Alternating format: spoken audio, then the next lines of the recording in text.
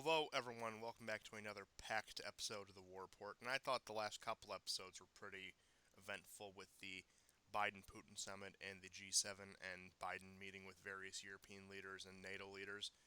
But things have escalated so much more, and I don't even want to keep this one waiting. In Afghanistan, as U.S. forces continue their withdrawal, which look, the reason you can tell it's an actual withdrawal right now is because of how rapidly the Taliban is taking control of the country. I think at this point they had. I think by the time peace negotiations were initiated, they more or less controlled about half the country in disjointed fragments, as again civil wars tend to turn out as, especially in a very mountainous, very non-contiguous place like Afghanistan.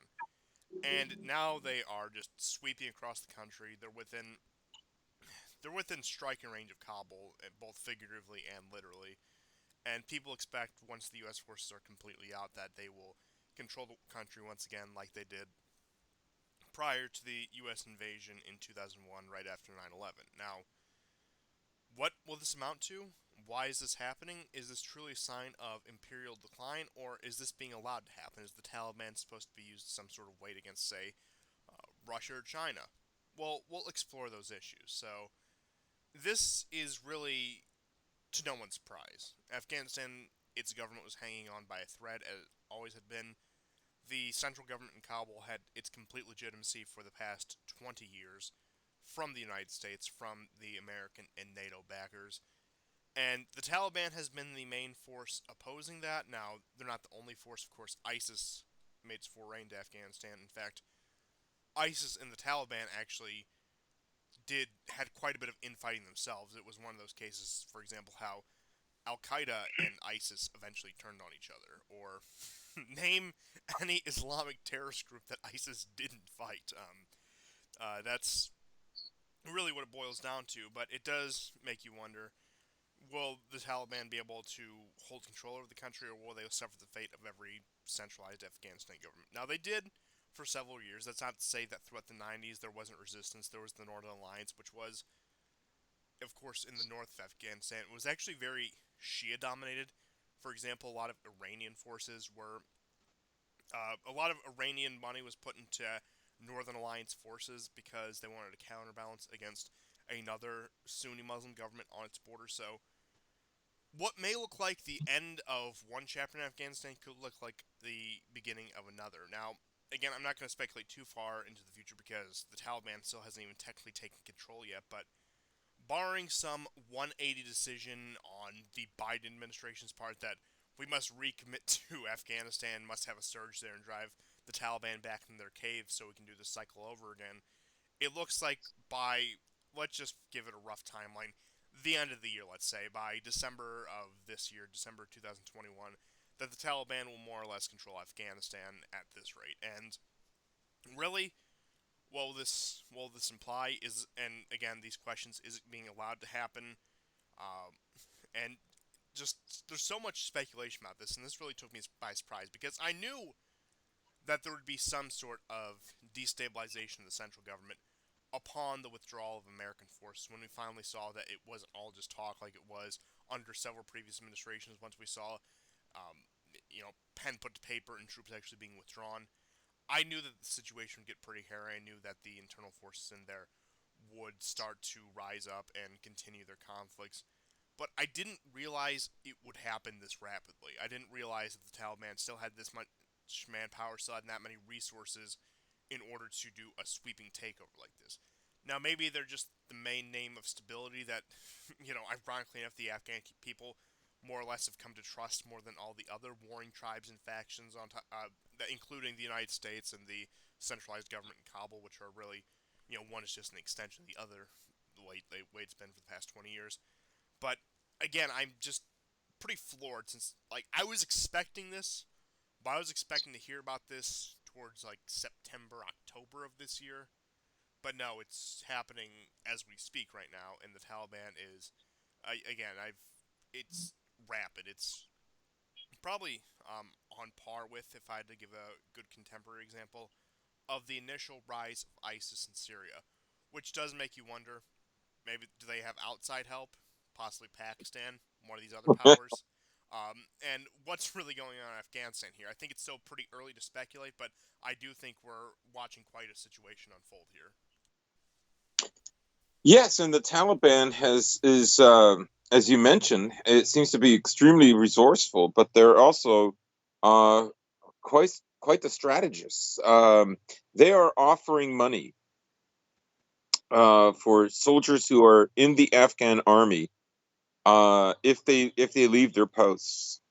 Uh, how much I don't know. How much is needed I don't know, but they are offering money, and I would assume that that's going to be persuasive with some people. Not that the alternative is vastly better, like you can take the money or I can kill you. Um, but I guess what they're doing is they're building their own consensus for their support. They've, I think, fully understand that their time has come, and we don't know how long they're going to reign. Uh, for sure, we don't know if there's going to be another great power within the next 10 years that's going to try to go in there. But for the time being, yes, they are building consensus.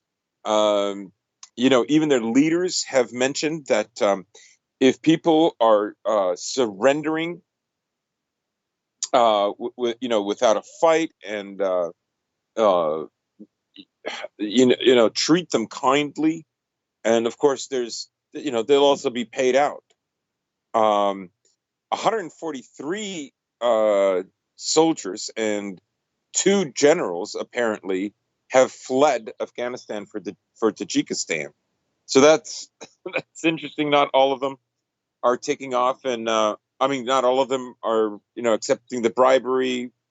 Some are just taking off, and really, to be And I honest, mean that is interesting. I know you said Tajikistan, but we saw about 3 4 months ago Kyrgyzstan yes, was embroiled in political chaos, and they were had a regime change and a provisional government set up for an election. I believe Tajikistan had some protests back, and then of course, yes, I mean this has the potential to again spill over into Central Asia, especially when you get these.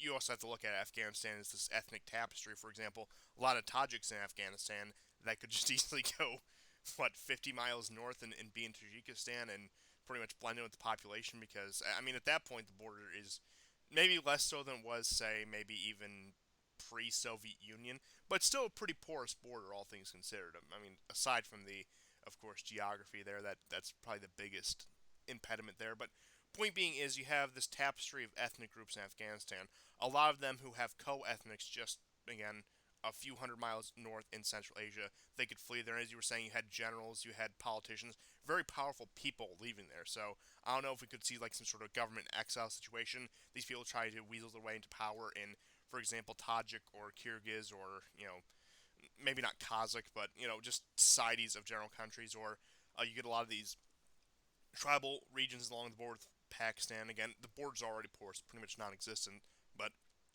again, more so pouring into Pakistan like they did when the Soviet Union invaded back in the 80s. And again, it just seems like a whole new can of worms has been opened in yeah, Afghanistan, and I really didn't think that was possible at this point with how far gone it was. right. And you're seeing mass surrenders,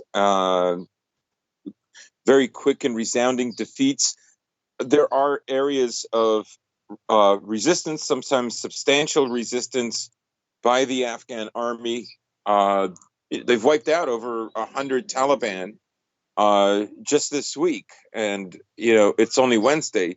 Just to give you a sense of the ferocity of the fighting in some areas, but the fact of the matter is that even on a map, when you look at it and you think, wow, it's like a 50-50 split, and the cities and towns are controlled by the Afghan army, the truth is these places are surrounded and they're going to run out of supplies. And for another very And, ham-fisted comparison, you could look at, for example, the Spanish Civil War, where the Republicans controlled all the urban areas. They hypothetically controlled all the industrial power and pretty much everything you need to run a society.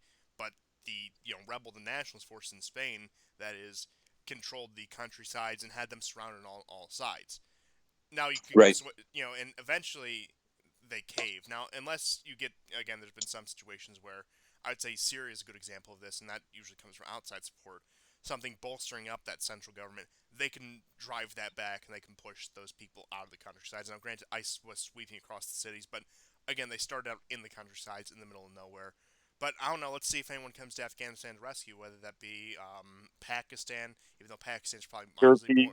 more inclined to stand with the Taliban. Yeah, Turkey. I don't, maybe Russia wants to enter into that foray again. I doubt it. China, perhaps. Yeah, You know, strong doubt. yeah, or Uh, maybe India superpower 2020 will will prop up the new Afghan government, but we'll see how it goes. right, and there's all kinds of operatives. There was an operative that was caught today by Pakistani officials, uh, by the Pakistan military, sorry, and this guy has been fighting with the Taliban and in Kashmir. So there's going to be a lot of like agents and double agents and triple agents that are, because there's a power vacuum now, and it's a free for all.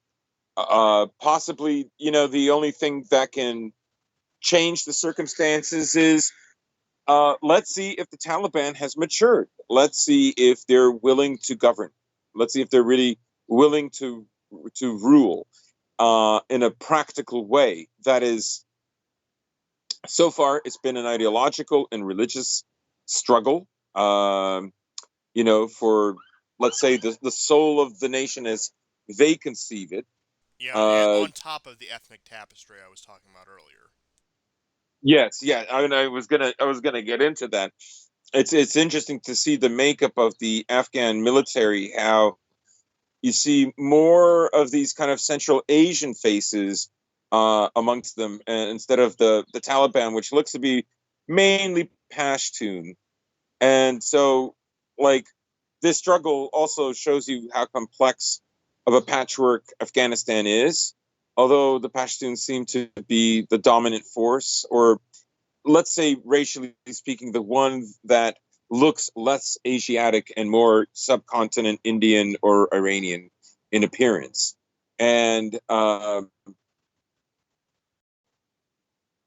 so, let's see if they can govern.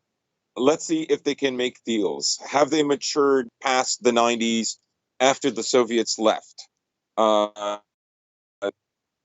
in a way, they were a pariah afterwards. And there was a civil war that went on for like over a decade.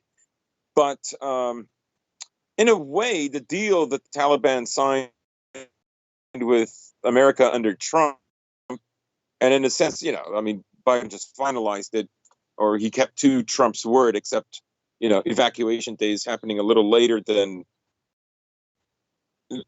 expected. That adds a certain amount of legitimacy. Um, uh, Partly because you know the the country that's leaving is America, and it's the undisputed power of the world, militarily speaking. So it adds a certain amount of validity, and I mean, we'll see. The Chinese, of course, we know, have courted the Afghan government for certain infrastructure projects. And like you mentioned earlier, the possibility that this could spill over, which is something I think they definitely want. This was definitely an idea being pushed by American intelligence with respect to Uzbekistan, because then it could bleed over onto the Russian territory, and so on and so on. But it's been 25, 30 years since then, and there's more knowns about Afghanistan, and we're living in an age where mobile computing is really important, and Afghanistan has a lot of those minerals that are necessary for it. Something which wasn't the case back in the 90s. Um, so we'll see if they can make good. Perhaps they can legitimize themselves. one could theorize if they really want to stretch all the way out there that the Taliban being allowed to take power by the United States was part of the backdoor agreement. Now, of course, you read through the actual agreement; it's just basic peace treaty terms. But I think the American negotiators, the American regime, had to realize when they made this deal to the Afghans that the Taliban would more or less control the country unless they had some ace up their sleeve. Now, Yeah, maybe it's the goal. Again, I know Pakistan has been more pro-China now, but not entirely. It's still pretty much what would be a battleground of this new quote-unquote Cold War. Maybe it's the idea of leaving it in China, in Pakistani hands as a proxy state, as it had been somewhat in the 90s, as it had been somewhat before then. And again, Pakistan was the main arms funneler to the Mujahideen, to the various resistance forces when the Soviets invaded back in the 80s. So it could be that if we want to speculate out there long term, that the United States and the Taliban came to some sort of backdoor agreement where we'll let you take power, we'll let you control Afghanistan any way you want it. Number one, don't threaten our interests. Number two, be a thorn in the side of the countries we don't like: Iran, Russia, and China. So it could very well yeah. be that. I'm not saying that definitively, but I think that's certainly another angle to consider. Oh, absolutely. I think we should expect that.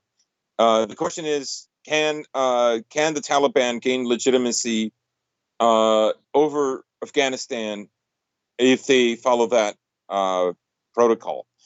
I think that they won't, primarily because America cannot offer, being a financial capitalist hub, it cannot offer the kind of infrastructure necessary. And plus, they were an occupier for 20 years. So that's not going to work. How about the EU? Probably even less likely for the EU, being more of a regional power than a global power.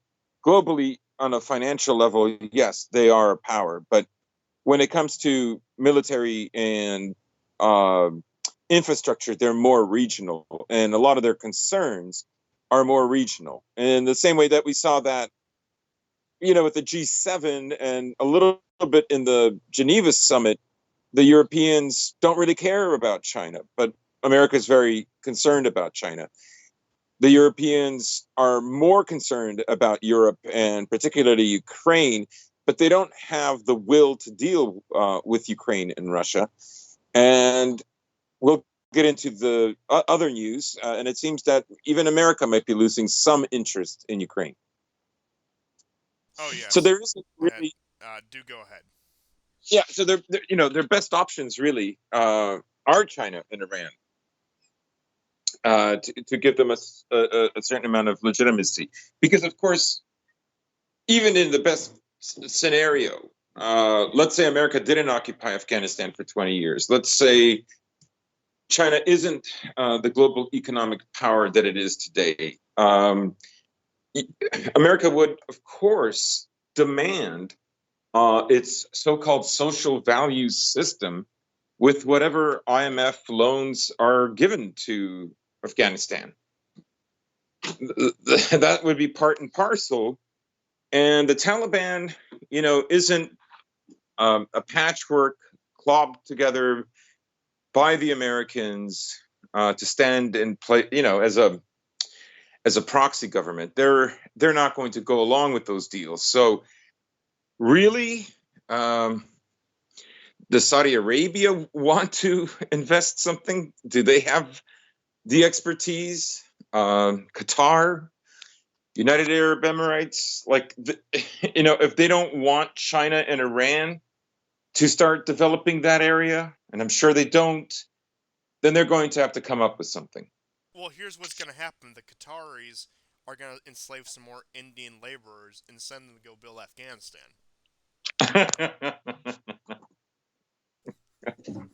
I can see Yeah, it already. you nailed it. But sometimes fiction, is a lot like the truth. It's possible. I mean, you think it wouldn't be the first time one of my joke speculations has come true over the lifespan of the show, and I'm really starting to get scared because every time I make some sort of haphazard, smartass comment like that, maybe it doesn't exactly happen that way, but something close to that happens. And whereas my serious predictions are hit and miss, but the things I say just off the cuff, it it either has a very interesting way to either following it or not. But I suppose with that being said, we can move into another place that is ripe for predictions, including my main prediction on the show right now, which is the last summer of Idlib. Of course, we are talking about Syria. So very active week in Syria, very active week in Idlib. What we have here right now is probably I don't know what words I'd put to it. Probably one of the most pivotal weeks we had in Syria all year. I'm just gonna outright say it that way. You've had pro-government, pro-Russian forces shelling and bombing the entire Idlib countryside, encroaching further and further. You had them engaging in skirmishes with not Turkish-backed forces, but Turkish forces proper, and the incursions on that, moving into it. There's been exchange of fire. Of course, the Turks have returned fire. They've fired their shells back at the pro-Syrian forces, at the Syrian forces. I don't know if it's at the Russian forces yet. Granted, the Russian forces are mostly up in the air. ISIS activity has been pretty low this week. There's been some incidents in, again, northeastern Syria under quote-unquote SDF control. There's been, of course, skirmishes along the Deir ez-Zor border. The Iranians were testing out some new rockets in Deir ez-Zor, so we had that. And on top of clashing with pro-Syrian and Syrian government forces, Turkish forces and Turkish-backed forces have also been clashing with, again, the opposition forces that they were backing about 3 years ago. Very quiet out of Israel with their new government. Not much being said out of there. Very quiet on the United States parts. Even though, as you were saying, I don't know. I'll let you give the haphazard defense of Biden here in terms of his Libya Syria mix up. Yeah, yeah. I was joking because, as you say, a very active week, and you know, so basically, the Russians and the Syrians were able to uncover a bunch of by ISIS. Dozens of ISIS fighters were captured today in central Syria and Deir ez-Zor. Um, Not to mention, there was more intense fighting between the Syrian National Army, which is one of the moderate rebels, against the mostly Kurdish army of the SDF. So this is basically a proxy war between. It could be CIA versus Pentagon again, but Turkey would be thrown in the mix as well. So it is funny because um, you know the Syrians actually today began shelling uh, proper Turkish forces. These are not proxies, and these are regulars. These are Turkish regulars, which I'm sure is infuriating Turkey right now. And so you might ask yourself, well, where are the proxies? Well, Erdogan has sent the proxies back to Libya, and hence that's why I joke. Maybe Biden was right. Maybe he did mean Libya all along at the presser after the Geneva Convention with Putin. Um, yeah, it's so far things are going fairly well, and you mentioned that we should prepare for a false flag, which means basically the side of America, NATO, Saudi Arabia, Israel that are supporting the moderate beheaders and jihadists who are running amok. Well, they're losing ground, and so And something has to even be. the Russian spokesman in Syria, part of one of the departments they have there, based out of Latakia, where their forces are concentrated in terms of administrative purposes, they were saying that they believe that forces in Idlib are preparing for another quote unquote chemical attack to justify further intervention against Syria. Now, what I would say is probably happening right now, if I had to speculate, if I had to take a wild guess, I would say what we're getting right here is you had Biden bomb Syria back in February. Granted, those were pro-Iranian forces and lead up to U.S.-Iranian negotiations, which we'll get into in a little bit here. Don't worry about that. And I think what they're doing is they are testing the waters with the current U.S. administration. No surprise, a new Israeli administration as well, and seeing what will their response to be to Assad committing these horrible crimes against humanity? What will their response be to Assad yet again for his yearly basis? Even though we're long past April, maybe we'll have to wait until April 2022. Or I don't know. They also do. It's April and September that they like to do these. That's when they like to really break Mhm. these out. So maybe we'll see as fall rolls around, late summer, early fall, sometime in September, that there will be a chemical attack carried out by Syrian forces in some suburb of Idlib. And may that will be the test of fortitude of the Biden, if not the Kamala administration at that point. Yes.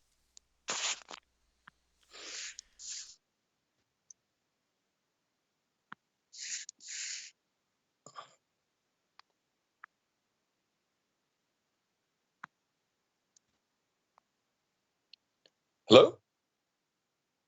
We'll move on to, with that being said, with Syria, we'll move on to some Iranian news. Wonderful. Back to the technical difficulties report. We're back to the good old days of it. Yes, for those of you who are newcomers, you missed the old days when we used to do live episodes. And, the content of those episodes weren't bad, but the production quality I would steer away for obvious reasons. But with that old reminiscing out of the way, the news out of Iran is on, I believe it was, let's see, on Monday it was, there was an emergency shutdown of their nuclear facility, and it's their sole nuclear power plant now. That must be under, again, just the JCPOA, what's left of it, the agreements they made, but there is an emergency shutdown there. Of course, people always suspect, and not unreasonably, sabotage by some sort of intelligence agency, mainly either the CIA, Mossad. Sometimes they'll get creative and say the MI6 or whatever the French call their intelligence agency at this point. But again, that was just an odd event where I am so torn on this because of the news about the sanctions being lifted. I'm not sure whether this was a deliberate sabotage by a disgruntled party, say the Israelis, or whether maybe this was a genuine mistake because there's been some headway broken with Iranians by the U.S. by Western powers. And you were sending me stuff. You were telling me stuff about the Iranian sanctions. So I'll let you take it over from here. Right. So there does seem to be, at the moment, some kind of a breakthrough. Now, I wouldn't necessarily hold my breath, but there does seem to be some kind of a breakthrough for the sanctions, the vast majority coming off. Like I say, it hasn't happened yet. Another nuclear facility in Iran has had to close down. Of course, Iran has mentioned that it will not stop its ballistics program. Of course, according to the agreement, none of the ballistics will actually contain nuclear warheads, but that program will continue. Uh, Now, of course, Iran has a new president, Raisi, and he's a conservative. He was asked, for instance, after the election, that if he was invited to the U.S. By President Biden, would he go? And his answer was just no. That was it. No.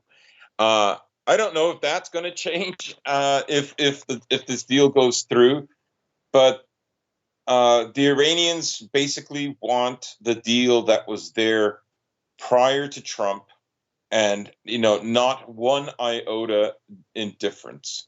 So, can Biden come up with that? Uh, what would America gain by it? I think basically Iran, um, is considered now an important player because they have gotten a lot of what they've wanted. They've had to wait for it for a long time, but essentially, their their bargaining this strategy has worked. Now, the deal would also mean, what the U.S. wants, of course, is that Iran will stop funding and supporting its Shia proxies all over the Middle East and in Yemen. Yes, and we'll get into our Uh, Yemen news in a little bit here, but do continue. yeah. So uh, I don't know if that's going to happen. I don't think Iran can be bought off that easily. And this is why I say I'm not holding my breath right now. If it should happen, uh, I find it very difficult to believe that Iran will just, bring back all its proxies from Lebanon and Syria, Iraq, Yemen. If that were to happen, if something like that was afoot, then you would see a lot of these militia groups um, basically, go all out and get whatever territory they could and then hunker down because that would be it. Now, we did see a little bit of that a few weeks ago in Iraq, but again, everything went back to normal. U.S. convoys were regularly, attacked. This includes, material shipments and so on. So some of the vehicles are, civilian or contract. So, it's hard to say really whether Iran is really going to do that. I think what America wants is a pliant state, and I don't see America getting the deal that it wants, even from a long term perspective, which America doesn't necessarily do very well as much as it used to. Yes, Um, the original JCPOA, in terms of strategy for the American empire, was a once in a lifetime deal, so to speak, from the Iranian perspective, with how much they were willing to give up, with how much they were willing to concede to the American interest, which, honestly was not that much when you look at the grand scheme of things. And of course, after 4 years of antagonism under Trump's administration, with how close it was to Israel, Netanyahu and the Likud, with people like Mike Pompeo and John Bolton, who were both in the administration. Now, Bolton left about halfway through, but I mean, he was still there, and a large driver of American Iranian policy that really got us to a lot of points that we were today. For example, we left the Iran deal under Bolton's time as national security advisor, etc. Mhm. But the idea that we can return to some sort of pre-Trump Obama era thawing of relations with the Iranians at this point is a pipe dream on the part of people like Biden and Blinken and his national security team in general. Which, you know, just as a complete tangent, I'm still just very surprised that Susan Rice, as scandal-ridden and stained as she is not in the Biden administration right now. It seems like I seriously thought that they would have put her in there Yeah. as I look. You can. I'm not a fan of the woman, but wonderful political operator when it comes to these sort of things, and I wouldn't be surprised if we start hearing her name again in these next few years. But that's aside the point. Yeah, I mean, it would make perfect sense for her to be in. She really is part of that Clinton cabal. That's some very dangerous terminology you're using there. I don't appreciate that. Okay, and look, listen here, because if you keep that up, I'm gonna have to bar you from the show, okay? Look, we do not tolerate those kind of canards here. But with all that being said, just a brief Middle Eastern roundup. In northern Iraq and the Kurdish regions, you had skirmishes and tensions between Turkish forces proper and Iraqi Kurds.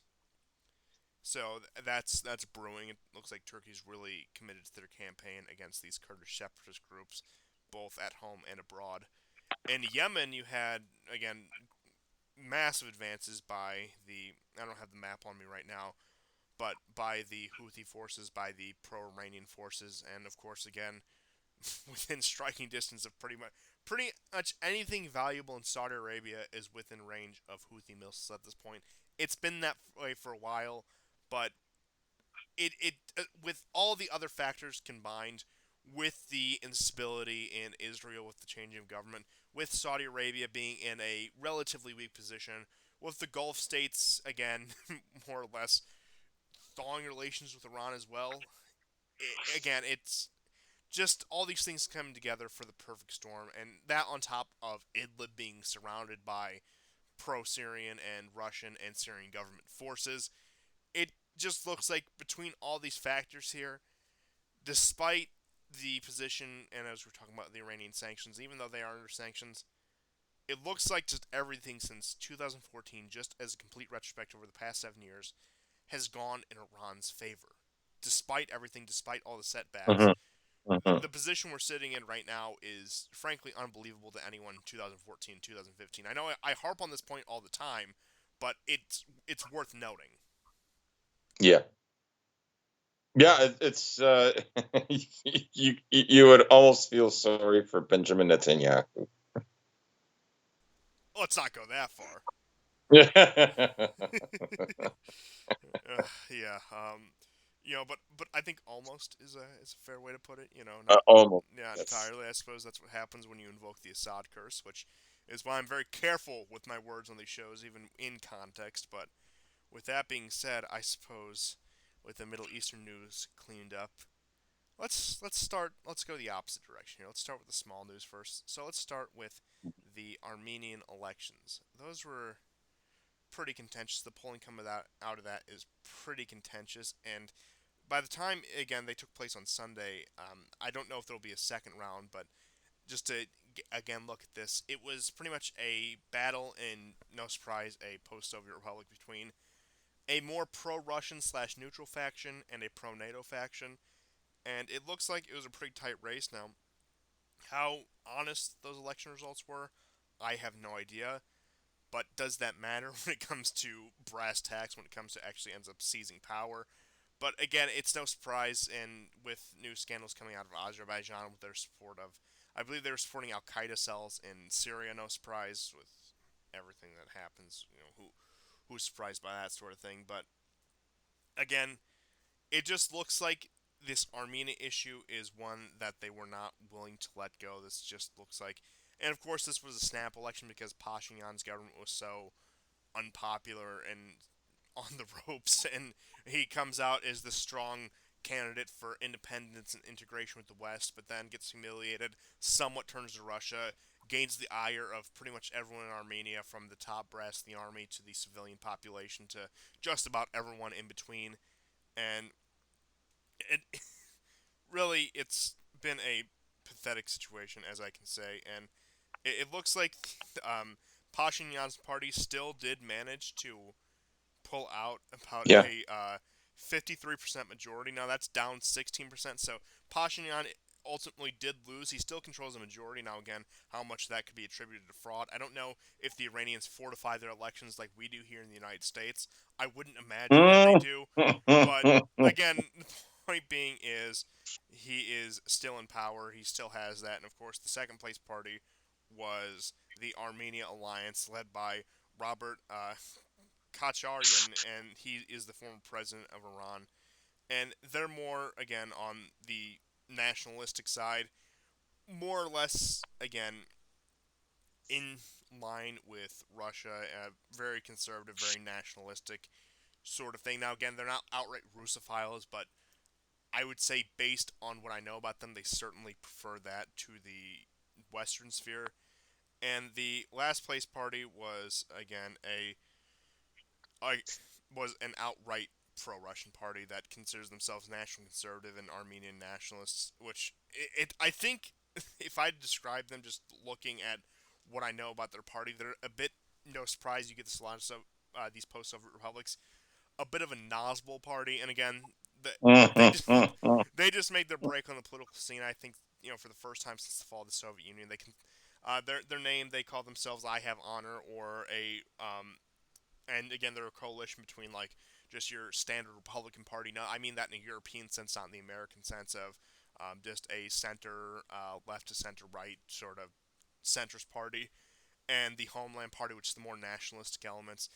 But again, just like their emblem is a red star, and they're pro Russia, and like they did come in last, but they still did make a breakthrough onto the national scene. And we'll see with how contentious Armenian politics is right now, how that will turn out. Again, I Pashinyan may have won. He may have even kept a majority of the parliament on his side, but he's still down 16% since the last election. So I Really, what this is indicating is there wasn't another candidate. yes, Like they were impoverished for a suitable candidate, there was no real and opposition. they're right, and they're basically just going with the devil that they know.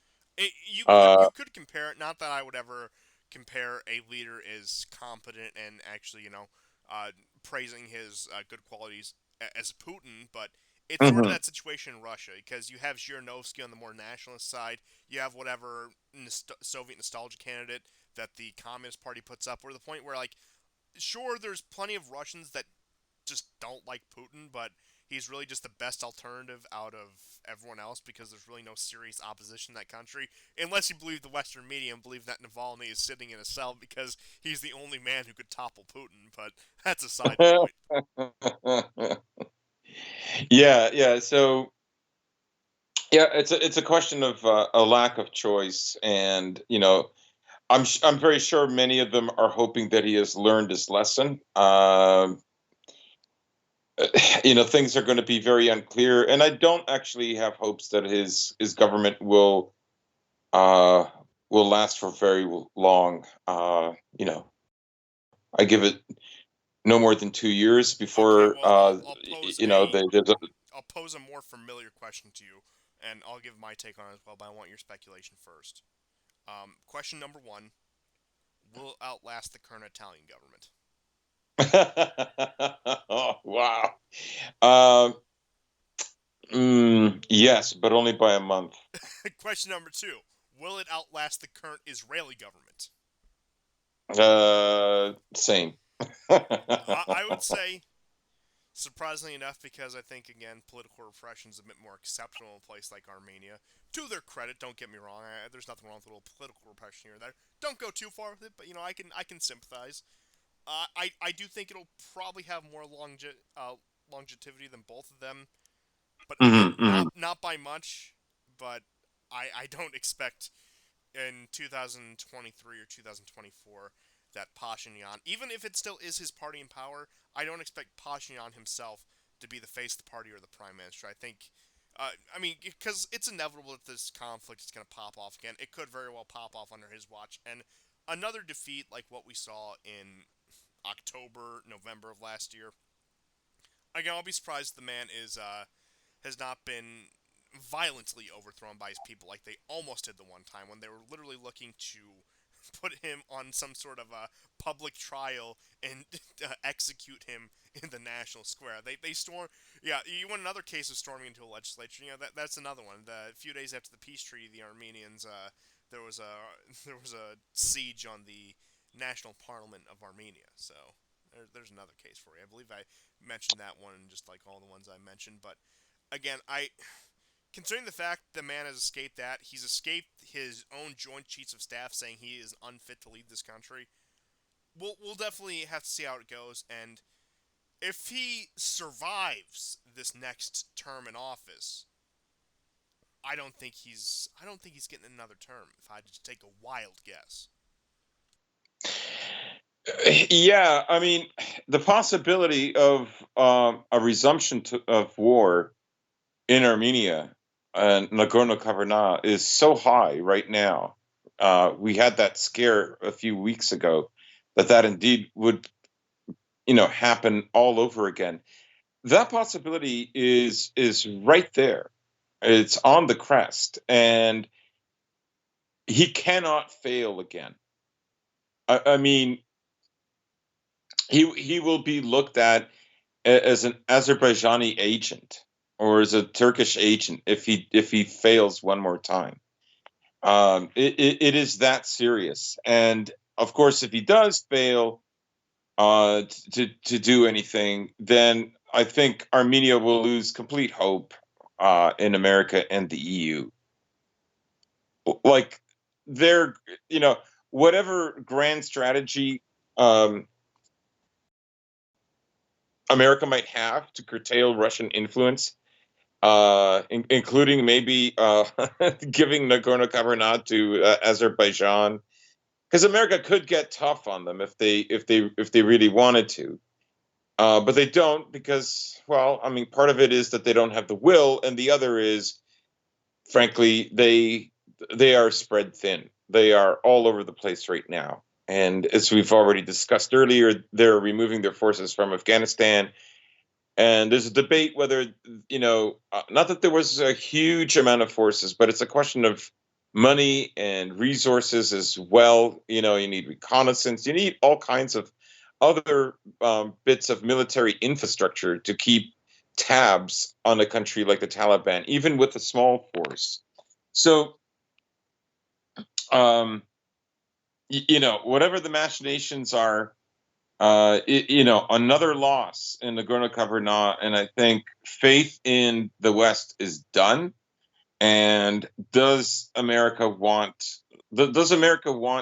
Russia to lose influence in the Southern Caucasus at that expense? How well do they know the Armenians? Will the Armenians buckle again? Will they, reach out to the EU for support? I mean, it was nowhere in sight last time, although, Macron made all kinds of overtures. But that's, he's a year from the elections, and of course, he's going to appeal to the Armenian diaspora in France. Yes, and now talk and action, no surprise, are very different things, especially in a democracy, especially in a republic, when your claim to power lies on at least an illusion of the consent of the governed. But if Mm-hmm. the European powers, I'm thinking namely France right now, are unwilling to act in a country that is much more immediate, like Ukraine, and again, much larger and much more valuable, even coming just to farmland and resource from the country, there's very little reason to believe that they're going to stick their neck out for the Armenians at this point. Yeah, yeah, I agree. I don't see it either. But with that being said, I suppose we could move on to this little showdown in the Black Sea, another Crimean War, if you will. So, Oh, wow. the British actually sent ships into the Black Sea within 10 kilometers of the Crimean coast. Now, of course, internationally, it is not recognized as Russian, but when it comes to who's actually controlling and governing that territory and whose ships are patrolling those waters, they're Russian ships. For all intents and purposes, Crimea is controlled by Russia, regardless of whatever country or whatever organization recognizes that. And they sailed Mhm. within 10 coasts of Russian controlled waters. And of course, Russian vessels fired warning shots at these British ships. Now, again, this was a clear provocation. This was clearly, quite literally, testing the waters. How far can we get into Crimea? How far close can we get to Crimea? How far can we get in the Black Sea until we provoke a response? And again, that response was just warning shots. And you can imagine in countries that don't have nuclear weapons, or maybe take this back, say, 150 years ago, at the height of 19th century great power politics, Mhm. this very well could have been impetus for war. Those may not have been Yeah. warning shots in 1863, so to speak. And again, you can make all the references to the Crimean War you want because it's very apt with British ships right on the Russian coast. Now, I think if that war played out today, it would have a very different outcome, but that's aside the point. But again, just a clear provocation with, I mean, we all know the reason, but no rational basis. There's no reason in British interests why they have to send their ever dwindling navy. It's certainly not the Royal Navy of Boris Johnson's grandfather, or even great grandfather for that matter. Granted, are we talking about which side of the Johnson family are we talking about? The Jewish, the Circassian, or the English? Who knows? I don't know. Perhaps he's trying to avenge his Circassian forefathers by. I mean, honestly, I think a lot of Boris Johnson's attitude towards Russia, whether or not he realizes it, is intergenerational resentment from his Circassian, Turkish, and Jewish ancestors. I'm honestly going to say that. Maybe he doesn't consciously realize that, but just again, I do think it honestly is an intergenerational blood feud that Boris Johnson either consciously or subconsciously takes very personally against the Russians. but that's all just speculation. And again, I would suggest, now I know that the special relationship, so to speak, between the U.S. and Britain, while it's still very strong, isn't as strong as it was, say, 20, 30 years ago. Perhaps they did this on behalf of the Americans. Perhaps it would be too Oh provocative, yeah. especially after the Biden Putin summit, to send American ships into the Black Sea, close to Russian territorial waters. So I would say that, again, the British were acting as a proxy for the Americans, seeing how they respond to pretty much a Western force, and what's the closest you can get to America besides the British in terms of cultural customs, in terms of language, in terms of even military power. The French, I don't know, they probably do the same, and even though it'd probably be more on their own volition, especially with the direction France has taken under the leadership of Macron. Now, for all we know, we could see a real, Crimean War reenactment and see French vessels in the Black Sea within the next few weeks here.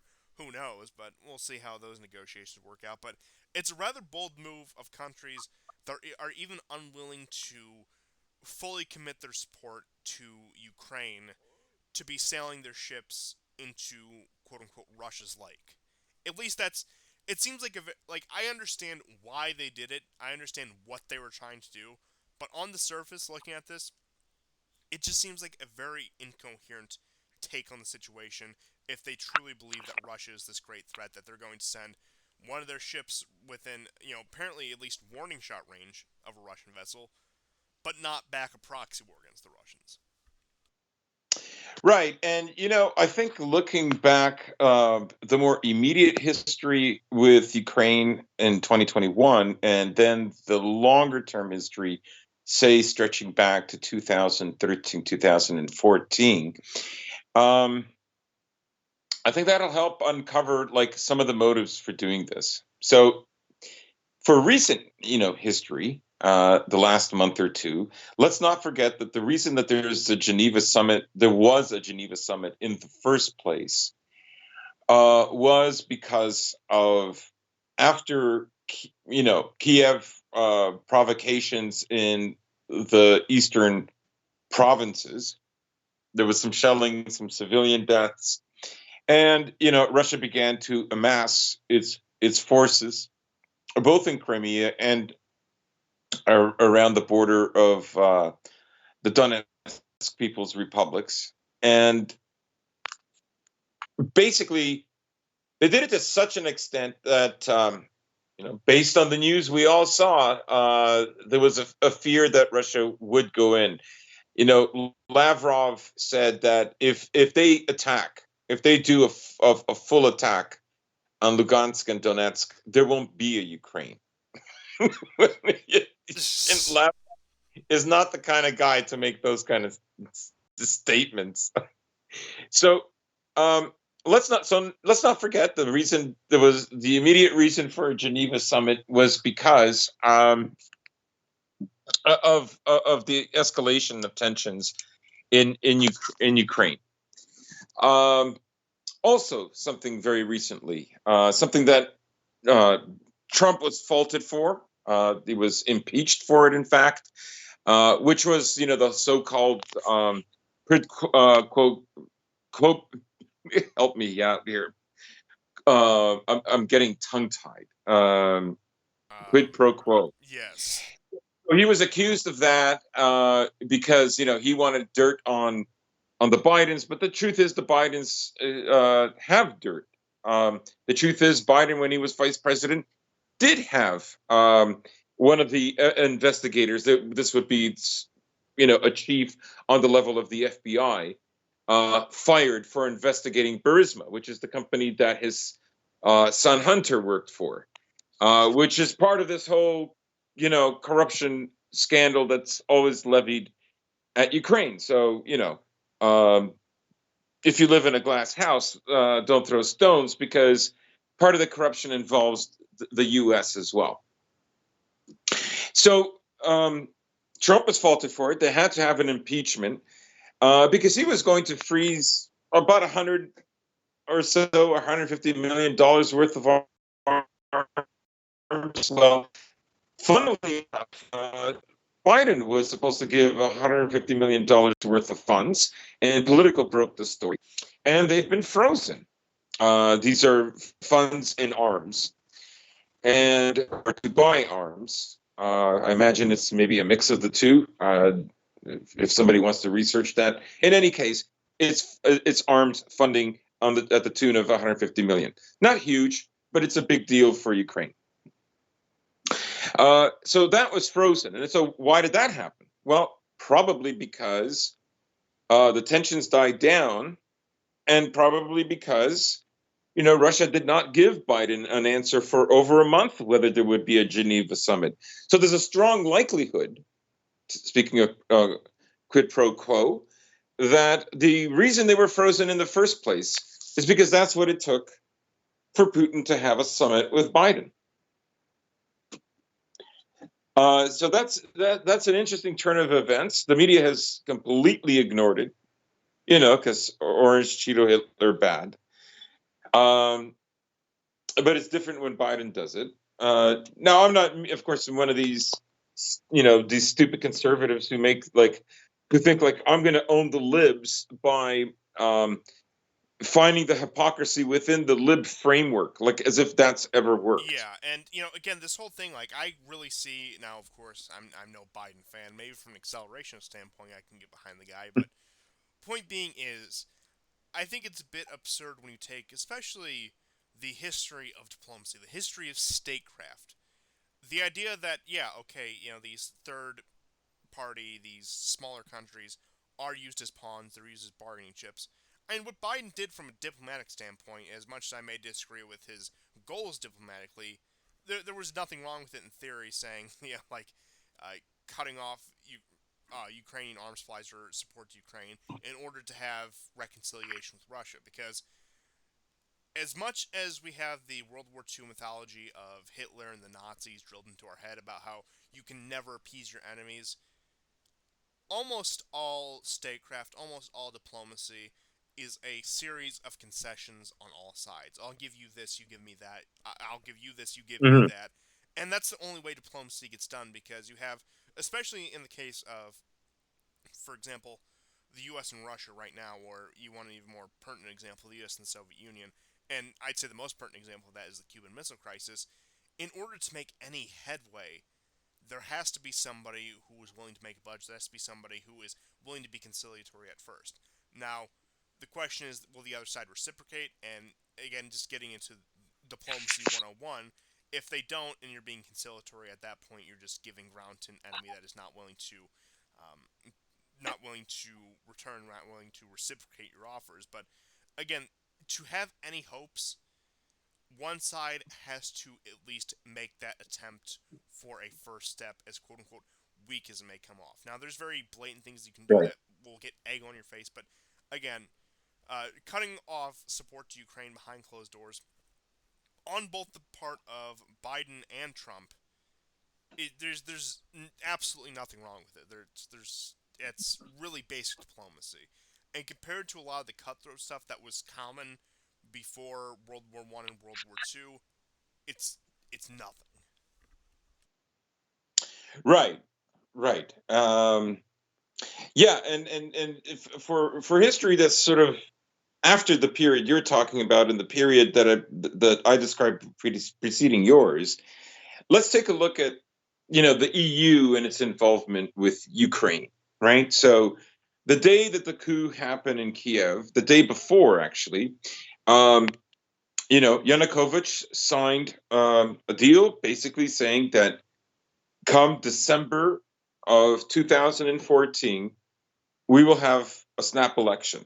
And if I lose, then you can have, the direction towards the EU. There won't be a middle ground where Ukraine has one foot in the EU and the other one in the Eurasian Trading Organization or Pact.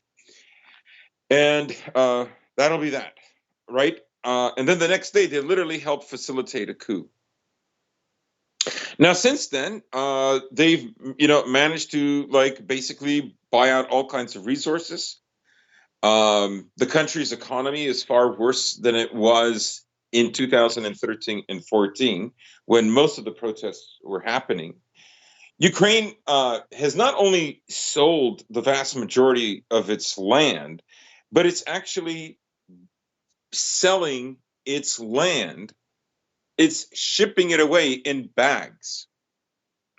Like, that's how sad it is. And so there's a plundering going on of Ukraine that we're all aware of. We all know after the coup, Ukraine's entire gold reserve disappeared, and it's a defunct state, and it's a state that's going to always depend on the U.S. until the U.S. can no longer deliver. And I don't want to rush to conclusions that this might be another theater where the U.S. might give up. The truth is that Europeans have plundered Ukraine even more so, but have been, in a sense, more gutless to admit that they're doing it. Um, so, in one respect, they wanted Ukraine, and again, they didn't have the will to pursue it. Especially in the case of just outright manpower, when it comes to Ukraine, the amount of emigration from the country, especially to places like Western Europe, they've plundered resources, they've plundered land, they've plundered, again, everything. And again, quite literally down to a population exodus of bringing 4 million yeah, at least. low skilled workers. Now, a lot of those have gone to Poland. Quite a few have gone to Russia, just in terms of the exodus in Ukraine since the Maidan. But there's also, I would say, about a million total when you add up these major Western European countries. You'd think Germany, France, UK, Italy, etc. And you have to realize, like, it's being plundered, from top to bottom. And again, really, this is, I think the Maidan, one of the biggest ways it backfired was it showed these other states like Russia, like Belarus, this is what freedom and democracy really mean when it comes to our corner of the globe. This is what they want to do to us. And again, I would say Ukraine has probably gotten worse treatment than Yeltsin's Russia by far at this point. Right, right. This. I mean, it's an area of the world that is pretty naive about these things. America has a kind of mythology about it as well. Um, that sometimes defies belief. If people know, like, I'm from former Yugoslavia, I can tell you firsthand about those things. So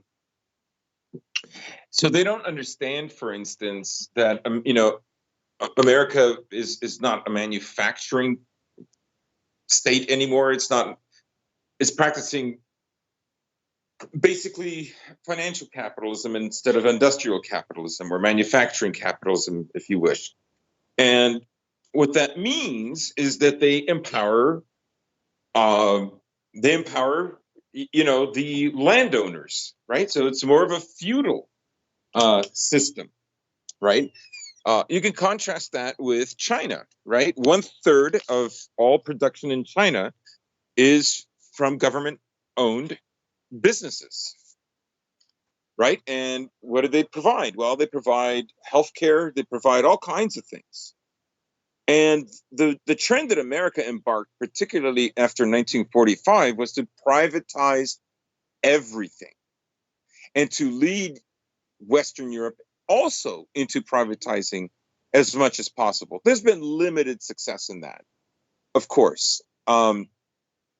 But generally, when they complain about the rules based order, right, what they want is their conception of free trade. Like, what pisses them off is, like, their companies, which are, entirely private and work very closely with banks, who are part of these rent holders, right? Like, let's say money is like this, place that you rent, so to speak, right? They finance it, they can print it, right?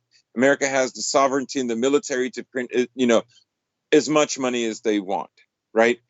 But what I think Ukraine doesn't understand, and a lot of other countries don't understand, is Greece can't, like, print money, right, to get out of its problems the way America can, because Greece can't print the euro, The same applies to Venezuela.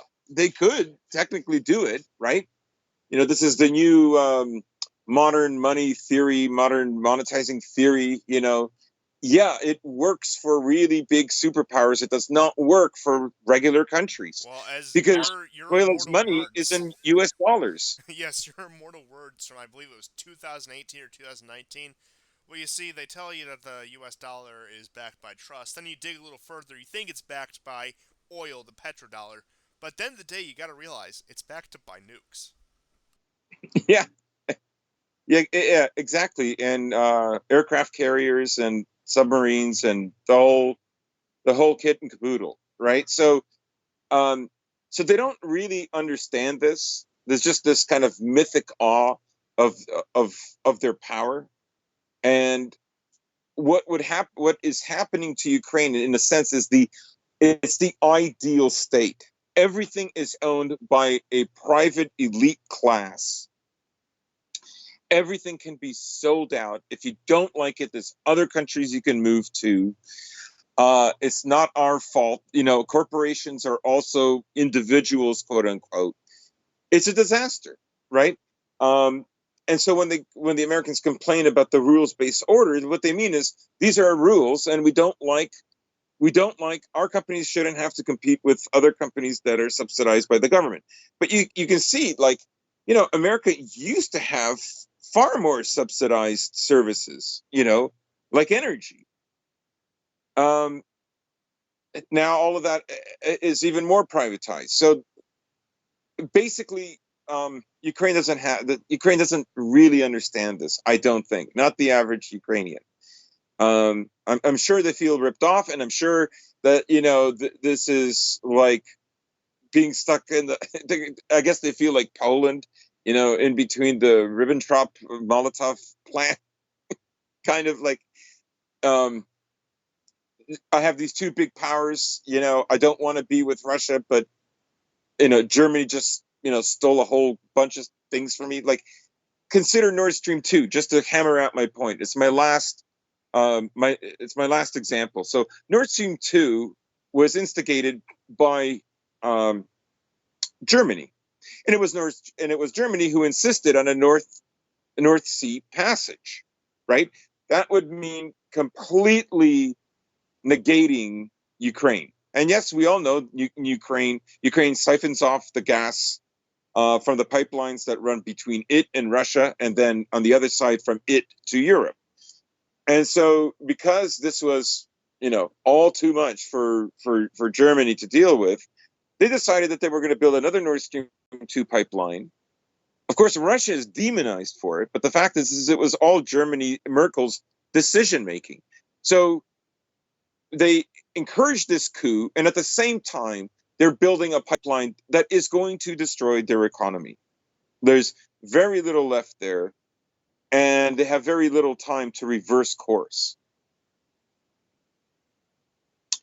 Yeah, I would certainly agree. And really, I really don't know what more to say about Ukraine. And I mean, by all metrics, I think our good friend Vile Varangian, who we will definitely have to get back in touch with everything that's happened, Mister, I'm going to go into retirement because we've won in politics, unless some interesting things happen. Well, it looks like some interesting things certainly did happen, so I'm going to be in touch with him. Hopefully, we can get him on for his Hmm. normal, what is it, February and August, so his normal August slot. Hopefully, we can get in touch with him for that. But yeah, I mean, but as he said, Ukraine is the white Somalia, and really, I can think of no other way to put it. This country is a plundering ground. I'm surprised we don't have pirates in the Black Sea already. Meant I mean, to. people will have to resort to that just to survive. And this is why I say that, like, the West and even America might be losing interest in Ukraine because there isn't that much more to plunder. And Britain is happy to become this like yapping chihuahua for America. I know they're talking about, like, they're going to um, revitalize their shipyards, which were the largest shipyards in the Soviet Union. I mean, ideally situated too. So part of it is to get a reaction from the Russians. Part of it is to, bring about the point that we don't recognize Crimea. Um, Even though it's an area that since the 90s has had referendums wanting to leave Ukraine. So, uh, yeah, I mean that's anything else I'll say will simply be repeating myself. Well, I just want to put things in perspective that in 1992, right after the Soviet Union dissolved in late 91, Ukraine had the same had a population that was comparable to places like France and Germany.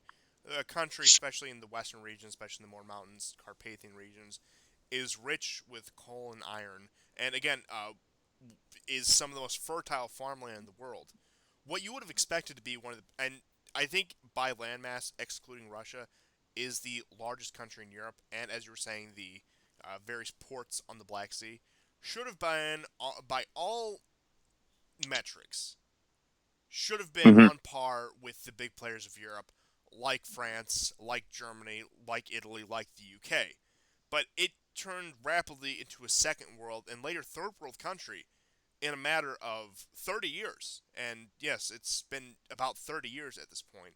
The point where, Russia aside, Ukraine had immense potential to be a serious country, to be a big player, at least on the European stage. And that was completely pissed away. And I would say the ultimate Yeah. culmination of that was not the Maidan, but the election of Zelensky of all people. Like this country could have been, they could have really, maybe this is going a bit far, but they could have, if not supplanted, at least had a challenging claim to the Russians for being the representative of the Slavic states of the Slavic people. You know, when people think of Slavs, they, nowadays they think of Russia. Maybe they'll think of Poles, the Balkans, whatever. But they had a chance right there, at least in terms of international reputation, to make people think of Ukrainians, and that Mm-hmm. Mm-hmm. was completely frittered away. And I think probably the saddest case of all, now whether or not Ukraine would have stayed independent or not or whatever, is just the amount of wasted potential, regardless of what direction it could have gone in. Because, again, it chose this path. And now, maybe if it was under Russia, it would be still in the same, I suppose you'd call it recovery state as it is now with Russia. Again, sort of just keeping its neck above the water. And it is on, at least in my opinion, from a lot of metrics, on an upward incline. Or if they would have gone fully into European integration, for example, like Poland or Croatia or the Czech Republic, Slovakia did.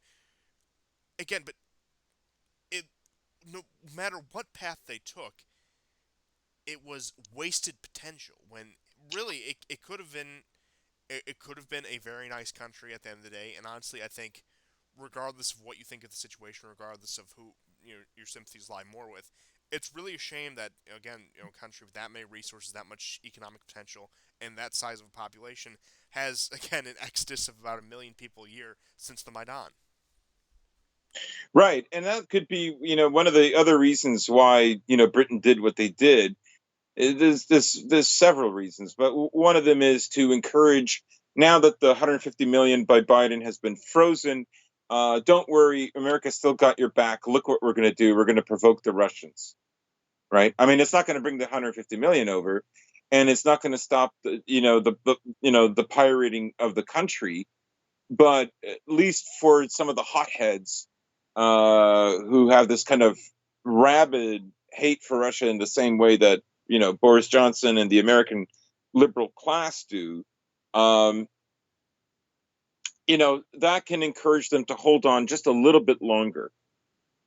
But eventually, life is going to become even harder in Ukraine, and other solutions will have to be implemented. It's like it's I'm sorry, but it's like that one meme, man, literally too angry to die. Yes, I'm too angry to die yet. Yeah, it's pretty sad. Yeah, But that's all I had for this episode, and if you have any last minute news topics, now would be the time. I heard McAfee uh, did not commit suicide. Oh yes, so I suppose we could mention that as a bookend. It is a developing story as of today. News came out now. Kathy was detained in Spain. Now, of course, he's wanted all sorts of charges in all sorts of different countries. The man was not the most stable and not the most conventional person, so to speak. Certainly an interesting figure. Certainly a guy who said a lot of, let's just say, unconventional things, things that normally are not allowed to be said. And it turns out that he was found dead in his prison cell in Spain today, and it's been just immediately ruled a suicide. Now, again, he was a very despairing person. He didn't have a very positive outlook with the direction things were going. At that point, he had pretty much turned himself into a literal like he pretty much declared war on the United States government, which was a certain death sentence. And again, some speculate that he had been murked. I don't know. Details will tell, but honestly, he was saying this sort of thing just months before his assassination, months before his alleged Yeah, assassination, months before his imprisonment. That if I disappear, if I quote unquote kill myself, quote unquote redact myself, I should say, it wasn't me. I was taken out, and I think there's fair reason to speculate that. I think time will tell. I think we will see more details revealed as we go further on, but it certainly is worth mentioning that this guy, who is, worth quite a bit and is pretty infamous in more ways than one, yeah, he all of a sudden just turns up dead in his prison cell. It really reminds me of something, but can't quite put my finger on it.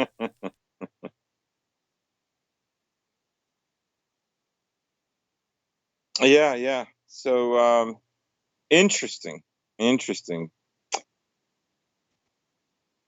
Certainly, and I suppose that's all we had for this week, and very eventful week, I know, a lot going on, but we'll see you guys next time, and goodbye. Take care.